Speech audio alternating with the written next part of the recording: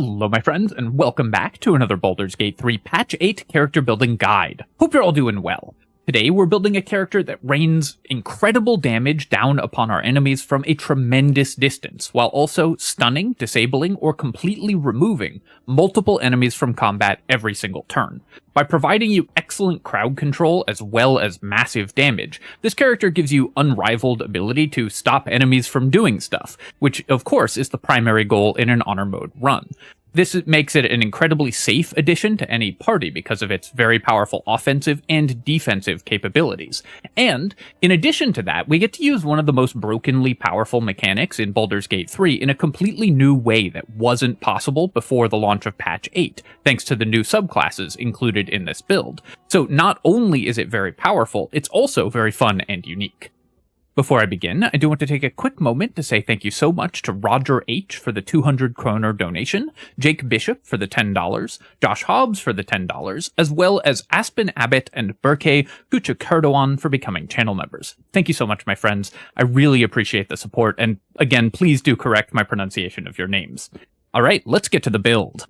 I'm using Minsc here as the example character because this is in part a ranger build, and I felt like it had been a really long time since I featured him in a build video, so I imagine he and Boo are just raring and ready to go.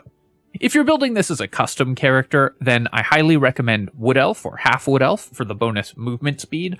As with any archery build, being able to stay away from enemies is of paramount importance, so the extra movement speed is very helpful there. Halfling's ability to reroll ones keeps you much safer. Dwergar's ability to be invisible at the beginning of every combat makes your positioning much easier, and Gnome's ability to have advantage on mental saving throws cuts down on pretty much the only weakness of the build. Like every other archery character, physical damage is not really a concern for this character. We're going to have very high armor saves, resistance to a lot of damage types, so what we're mostly worried about is being crowd controlled by a dangerous spell. Gnome's advantage on intelligence, wisdom, and charisma saves helps rescue us from that one fail case for the build, so any of those four are the optimal choice mechanically. However, I will say this build stands up very well on its own, so you can pick whatever you want for flavor. You don't need to be any race in particular. This build is going to be using both the Arcane Archer Fighter and the Swarmkeeper Ranger, and getting cool tricks from both of them, so which levels we take first is actually a pretty interesting decision. I will say that the level order for this build is extremely flexible. You can level this build in more or less any order, and you will still end up with a powerful and viable character, but I'm going to present to you the level order that I would go for the smoothest progression through the game. The one rule is that you want to take your first level in Ranger after your first level in Fighter, thanks to a quirk of how the game calculates save DCs for the Arcane Archer abilities, which I'll talk about a little bit more later. But for now, we're going to be starting with our first level in Fighter in order to facilitate that, and because it, I think, gives us the most possible power in the very early game. For our fighting style with Fighter, we are of course going to be taking Archery, since this is an archery-focused build, and for our ability score selection, we're going to be getting away with the greediest possible attribute split, taking 17 in Dexterity, 16 in Constitution, and 15 in Wisdom. You can even take 16 in Wisdom if you want here, if you want to have higher save DCs on your Ranger abilities early, but by the time we're taking a lot of Ranger abilities, we'll be able to take our last 2 points and even out these odd numbers anyway. If the odd numbers really bother you, you can drop each of these by 1 and take 12 strength and then respec once you hit the level where we're going to take a feat to even them out. But just for the sake of making the build smooth, we're going to showcase the highest possible attributes that you can get from the very early game. For our skill selection here, it mostly doesn't matter, though if you take a background that gives you sleight of hand or stealth proficiency, in particular the Urchin background, which gives you both, that can be very helpful for this character because you're a dexterity-based character, so you can open locks for your party, and you benefit very much from being able to make stealth checks. I'm going to recommend taking Perception, because every character that can have Perception should, so that will give you a nice bonus to your party's ability to detect traps and stuff. Just perception, lots of perception checks being high is just great for your honor mode playthrough. Even if you've memorized all the trap locations, it still just makes things much smoother and easier. No other decisions to make at level 1, so let's immediately move on to level 2. At character level 2, we're going to be taking our second level in Fighter and getting access to Action Surge. I probably don't need to spend that much time talking about how good this ability is. We all know it is maybe the single best ability in the entire game. Giving you an extra action is incredibly powerful, and on Honor Mode it lets you use extra attack. But it's worth mentioning that this character uses Action Surge even better than just about every other character. Each of our attacks makes each of our future attacks more powerful, and each of our attacks also comes with a crowd control effect attached to it. So making 4 attacks instead of 2 attacks in the opening round of combat means that we're crowd controlling 4 enemies and immediately getting maximum stacks of Arcane Acuity, even if we don't spend any other resources. So Action Surge is even better for this guy than it is for everyone else, and it's already really, really good for everybody else. At character level 3, we're going to be taking our third level of Fighter and getting access to the Arcane Archer subclass. Arcane Archer gives you these special arrows, which let you add more damage or crowd control or other cool effects to your arrows. In combination with the special ammo that's available throughout the game, this gives you a wealth of available options for doing cool things with your archery, while at the same time outputting the tremendous consistent damage that archers are known for. Now, it's worth noting that you can't use the special ammo and an Arcane Archer ability on the same shot. It's similar to Sword Bard or other characters that modify their attacks in that way. But the amount of optionality that this gives you, as well as the power of some of these abilities, can't be overstated. You will always have the right tool for the job because Arcane Archer gives you so much versatility, in addition to the amazing damage that we're already doing. For our cantrip selection here, we're going to be picking up Guidance. This just gives the character even more ability to sort of help your party and makes you even more consistent throughout the game. If you already have Guidance elsewhere in your party, you can just grab Light. And then we are going to be picking our 3 Arcane shots. There are 8 available options for Arcane shots, and honestly, all of these are good. I've tried them out, and I really wish that we could take 4 here because there are so many that I think are amazing and that I really want. But the 3 that we're going to select at 3rd level are the following. Firstly, we're going to be taking Piercing Arrow. Piercing Arrow is a 30-foot range beam, and it turns your shot into an AoE attack. This does decrease your range, but the important thing about Piercing Arrow is that it makes an attack against every single enemy in that line. So it allows you to apply your full damage, all of your bonus damage from Sharpshooter and from items, to a wide group of enemies. It's sort of like a mini Hunter Volley that you get at level 3 instead of at level 11, allowing you to do the full effect of an attack to a whole bunch of enemies all at once, which is, of course, very powerful, even with the targeting restrictions and range. I said in my preview video that I preferred Bursting Arrow to Piercing Arrow, and I was absolutely wrong there. Piercing Arrow's ability to apply Sharpshooter damage and stuff just makes it by far the better choice for an AoE damage effect. It's also worth noting that the tooltip here for Piercing Arrow is wrong.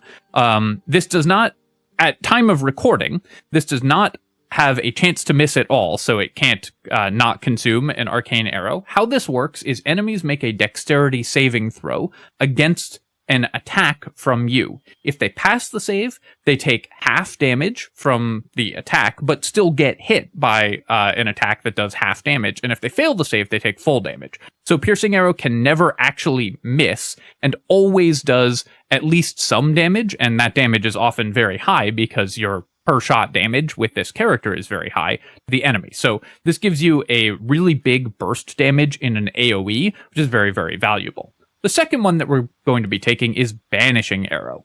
Banishing Arrow will cause an enemy to makes a normal attack for normal weapon damage, and then makes the enemy make a charisma save, which if they fail it, they're banished for 2 turns, fully removing them from combat. This is an amazing ability to crowd control enemies. Removing the most dangerous enemy from every single combat using this ability means that all of your combats are vastly easier. And because it targets charisma, it's a charisma saving throw against this ability, a lot of enemies have garbage charisma saves and will fail this. Even some very dangerous late game bosses have charisma saves that are like +0. So you will be able to banish those enemies extremely consistently with Banishing Arrow, especially if you stacked a little bit of Arcane Acuity.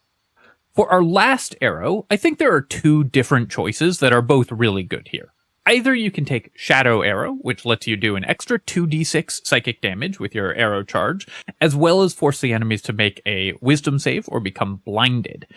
Blind is a pretty powerful debuff, especially for 2 turns, and the extra damage at this level is also very relevant. The other option here, and the one that I'm going to suggest, is that you take Seeking Arrow. Seeking Arrow never misses, it always hits the target for full damage.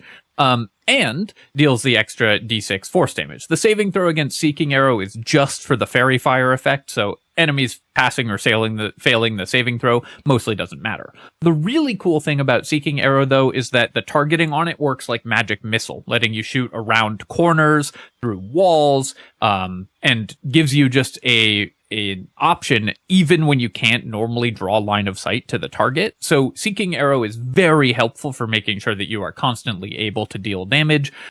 You can also use it to position yourself in such a way that you can shoot the enemy because you're within 60 feet of them, but they have to run a really long way around and maybe have to go through a doorway or climb a ladder or something to get to you, so you can hit enemies who can't retaliate against it. That just gives you a lot of tactical options, as well as just the extreme consistency of an attack that can never miss, being very, very valuable for any martial character. So I would take either of those, but slightly lean towards taking Seeking Arrow as our third Arcane Arrow. One other question you might have is, why do we have 8 intelligence? Because the save DCs for these abilities are based off of our intelligence. And we can mitigate the 8 intelligence using the Warped Headband of Intellect item that we'll be able to get either around this level or like next level, to set our intelligence to 17, so that our save DCs are just as high as they would be even if we had raised our intelligence. That will be our piece of gear in the early game that makes these arrows work. Later on, we're actually going to change the save DC for these abilities to our wisdom, and so our high wisdom will be just as good at applying them, and of course we'll be boosting our DCs with other items as well.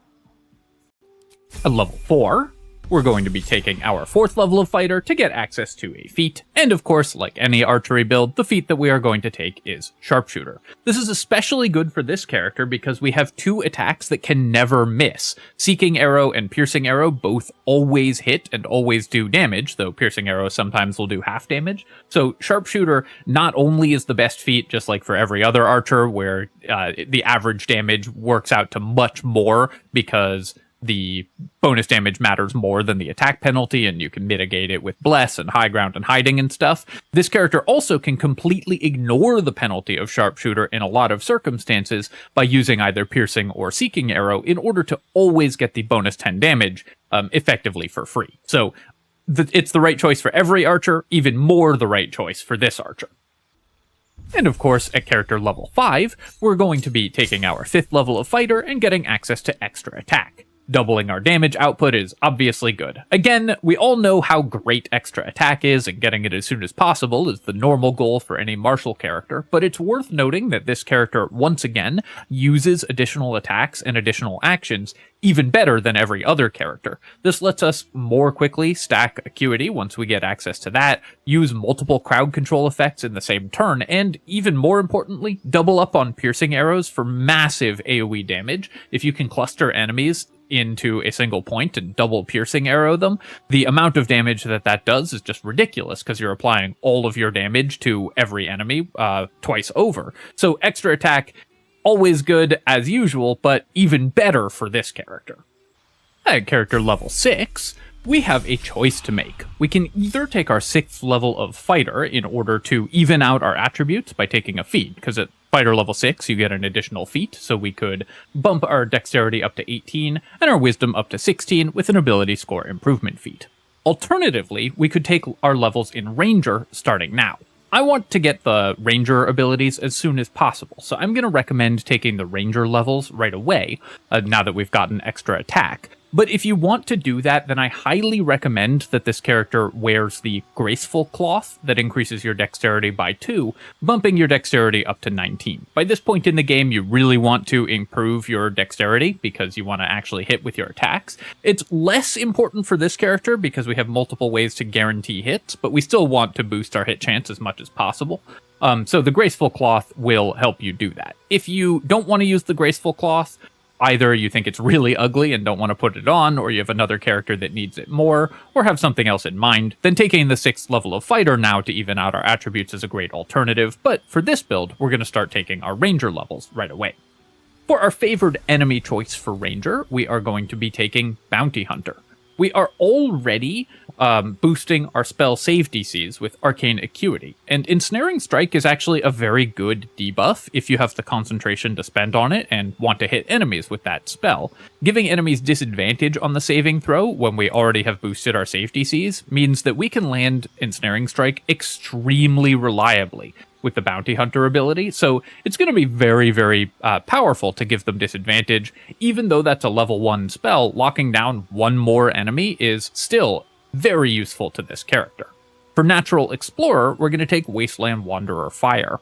This character is already very hard to kill with damage. We have very high armor class, our hit points are good, and we're going to be far away from enemies, so getting resistance to one of the most common damage types in the game makes us even harder to kill and just minimizes the number of things that can possibly go wrong when you're playing this character. So this plays into the theme of just being extremely safe and reliable. This character can't miss with its attacks and can hardly die to actual damage, so Wasteland Wanderer just plays into that theme as well. We also get to take some more abilities, and I recommend grabbing Stealth if you didn't take a background that gives you Stealth. This character can use Stealth very effectively in order to remain hidden while shooting enemies. And of course, if you have greater invisibility in your party, then you can do greater invisibility shenanigans, which for a stealth archer lets you break the game's AI entirely and win the rest of the game basically for free if you have stealth alongside an archery character with greater invis. The other thing that taking a Ranger level does is change the save DC for all of our Arcane Archer abilities to use Wisdom instead of Intelligence, so now we can ditch the Warped Headband of Intellect. That's because at time of recording, and this might change because this is playtest content of course, the Arcane Archery abilities use your item and scroll save DCs. They use the same rules for that as item, scrolls, and Illithid powers, so they use the casting stat of whatever class you took the first level in most recently. So taking our Ranger level after our first Fighter level means that we get to set those to Wisdom, meaning that we can just boost our Wisdom as high as possible and have high save DCs on our Arcane Archer abilities as well as on our Ranger abilities. At level 7, we're going to be taking our second level in Ranger, getting some spells, and another fighting style. We actually have a choice for fighting style here. We can either take defense to make our character even more resilient, or two-weapon fighting if we want to use a pair of hand crossbows at any point in the game. Now, this character is fairly incentivized to use a longbow because we just want our individual attacks to do as much damage as possible. But a pair of hand crossbows does work very well with our Swarmkeeper abilities that we're getting next level. So either of these fighting styles can be very valuable. I'm going to use defense here because I'm going to show off the build with a longbow, but I wanted to mention again that you can use two hand crossbows to great effect, in which case you would want to take two-weapon fighting for this character. For our spell selection here, we're going to be taking Hunter's Mark, which just increases all of our damage by a d6 to whatever enemy we target, and we already took Bounty Hunter, so we're going to grab Ensnaring Strike. This gives us a concentration disable that stops enemies from moving and gives us even more crowd control for our target. It uses a bonus action, but this character actually doesn't have tremendously important uses for its bonus actions, so normally that's a real penalty for Ensnaring Strike, but for this character, not that big a deal. At character level 8, we are going to be taking our third level of Ranger and picking up the Swarmkeeper Ranger ability. So Swarmkeeper Ranger gets to choose one of 3 gathered swarms, which give you 3 abilities depending on which one you choose. All 3 of them can, after you attack a target, once per turn they can do one of 3 things. All 3 of them get the ability to teleport you 10 feet, which is not terribly useful, but there are some circumstances where that can help you get to high ground or make space away from enemies, or deal an extra d6 of damage, or 2d6 if the target that you're dealing it to is Hunter's Marked. This ability works very well, just for a little bit of extra damage to finish off enemies. It will always be able to trigger. More damage is never bad, so 2d6 extra damage every turn is certainly not something to sneeze at. The third ability is unique depending on which of these 3 swarms you take. If you take the bee swarm, you can push enemies backwards. If you take the jellyfish swarm, then you can shock enemies, preventing them from using reactions. And if you take the moth swarm, then you can blind enemies. I'm going to recommend taking the moth swarm. Blind is a very powerful debuff to just get for free once every turn. So the ability to just add a blind to any attack that you do once every turn means that we now have yet another crowd control effect every single turn of combat. The save DC on this is based on our wisdom and will be boosted by arcane acuity and everything. So enemies will very frequently fail the blind. That also gives us advantage on future attacks against those enemies, so it makes our attacks more reliable. Being able to blind one enemy, banish another enemy, and then maybe action surge and banish 2 more enemies if we really want to, gives us a lot of crowd control. We can also entangle or ensnare enemies, so this character, in addition to doing very high burst damage, now passes out a lot of crowd control, much of it completely for free, while also never missing with its attacks if we don't want to. We also, at this level, get to take a spell. Obviously, if you don't have Long Strider in your party or Enhanced Leap, then you should take one of these in order to make certain that your party has access to these. I'm going to assume that by level 8, your party has access to both of these very powerful and important ritual spells, so I'm going to recommend taking Fog Cloud. This is another no-save blinding effect, so if enemies are trapped for whatever reason, you can lock them down with Fog Cloud. There's also a couple fights where enemies can't move because the enemy in question has no ability to move, where Fog Cloud is just a permanent no-save blind for that character. So it's very helpful to have for some combats. At character level 9, the time has come to take our stored up feats. So we're going to be leveling up in Ranger to Ranger level 4 to get another feat, and the feat that we are going to take is of course an ability score improvement to even out these odd numbers, bumping our dexterity to 18 and our wisdom to 16. We can still be using the graceful cloth at this point to give ourselves 20 dexterity, so we've now boosted our dex to the point where it would be if we were any other character, and that lets us deal the most damage possible. Again, remember that this character doesn't need hit chance bonuses as much as most because so many of our abilities automatically hit. But still, of course, hit chance is very important, so we want to increase that as much as we can, and it also boosts our damage and the save DCs of both our Arcane Archer abilities and our Ranger abilities, thanks to the way that those difficulty classes are calculated. Then, of course, at character level 10, we're going to take our other feat that we've stored up and go back into Fighter to take our 6th level of Fighter and boost our dexterity up to 20. Now we can ditch the graceful cloth for another piece of gear and have the maximum possible dexterity. We could also, at this point, if we want to keep wearing the graceful cloth, take another feat. Something like Lucky can make us even better at avoiding dangerous circumstances. Mobile for even more movement speed is pretty cool as well. Alert is always good in order to increase our initiative. So any of those options are great as well, but the natural pick is just to boost our dexterity to the maximum value in order to do the most damage and hit the most frequently.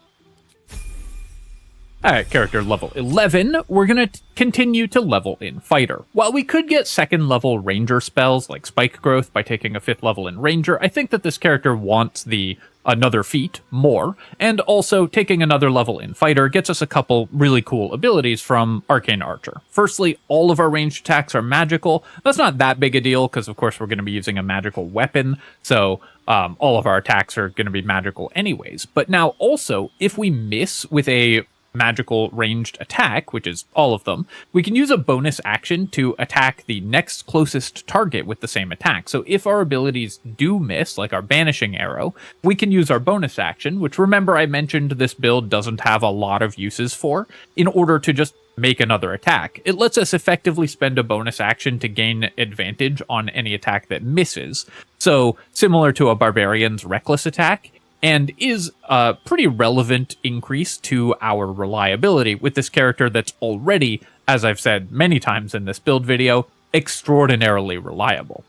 For our Arcane Shot ability at this level, we again have a lot of cool options that we can take, but I'm going to recommend picking up Shadow Arrow. This will give us even more options to blind, and also an additional 2d6 psychic damage is a pretty relevant amount of damage. You can combine this with the Resonant Stone for psychic damage vulnerability to do even more damage if you want to, but mostly just this lets us blind 2 enemies in a turn, or even more if we fire multiple Shadow Arrows, which can basically shut down an entire encounter, especially if we're facing enemies that need to make attack rolls in order to be effective.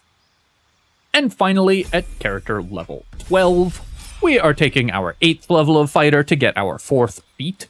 And for the best possible performance, the feat I'm going to recommend is taking Alert. This character, of course, has great initiative already, but Alert is never bad in honor mode, even if you don't get it until later on. This gives us a plus 10 initiative bonus with no other bonuses, so lets us use our initiative gear on other characters very easily, and means we will always go first. If this character goes first, enemies often don't get a relevant turn at all because so many of them are blinded, prone on the ground, thanks to some other abilities that we'll talk about in a second when I get to items, banished from combat completely, or otherwise completely removed from their ability to fight. So going first, always good, but just like a lot of the other abilities we've talked about, Alert is amazing, even better for this guy.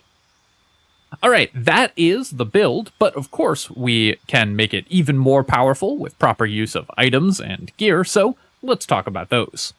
For items for this character, there are several options that improve the character's effectiveness dramatically. So firstly, I already mentioned a couple of them while we were building the character. Firstly, the Warped Headband of Intellect to set our intelligence to 17.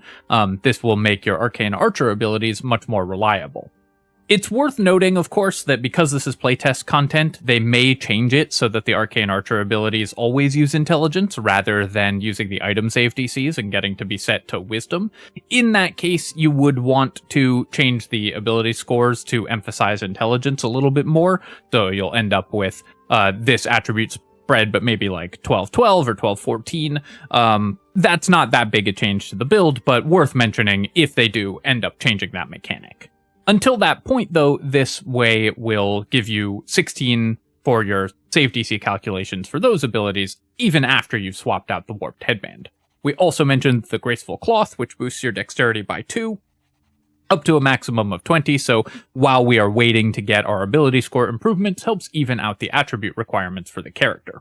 Once you no longer need that, you can swap to an armor like the Armor of Agility, which increases your armor class dramatically because it lets you use your full dexterity modifier and add 17 to that, so your character ends up with quite a lot of armor class. We can boost that even further with any shield. Like any other archery build, we can gain the benefits of a shield or weapons with passive benefits even while we have our bow out, so we can increase our armor class to pretty high levels with this character, making you very resilient to physical damage. Weapons that are good for us, of course, are anything with a passive benefit that applies to our archery shots. Things like the Knife of the Undermountain King to make critical hits more likely are very useful to this character as well, though it should be noted that that doesn't work with Piercing Arrow or Seeking Arrow because those don't roll attack rolls, but anything that increases your damage output on your normal shots, like the Knife of the Undermountain King, is still very good.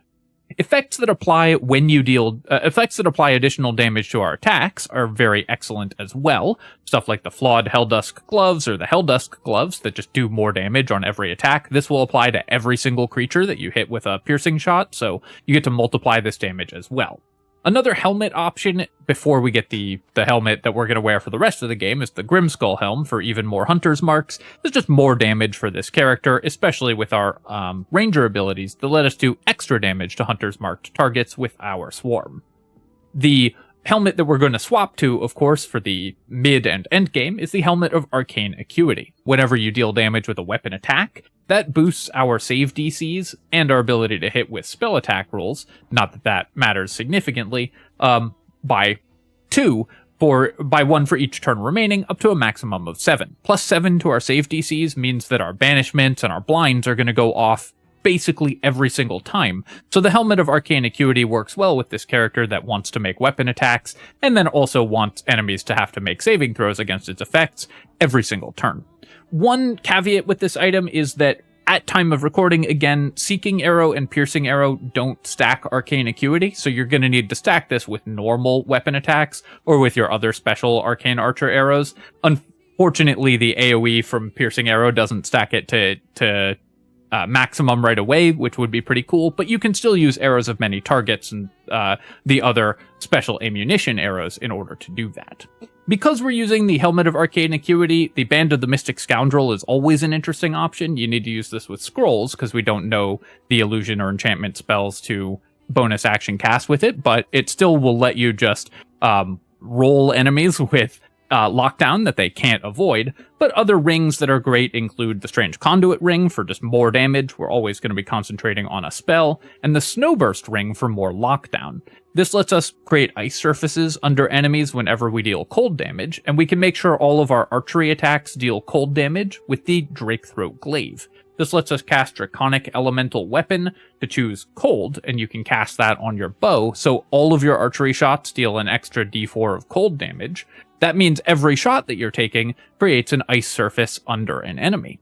When enemies are on an ice surface and they move, if they fail the saving throw and fall over, they lose the rest of their turn. And you will notice, of course, that the saving throw for this is based on your character's spell save DC and gets increased when you have Arcane Acuity. So we're going to be causing enemies to fall over constantly while also blinding them and banishing them and preventing them from fighting back in any other way.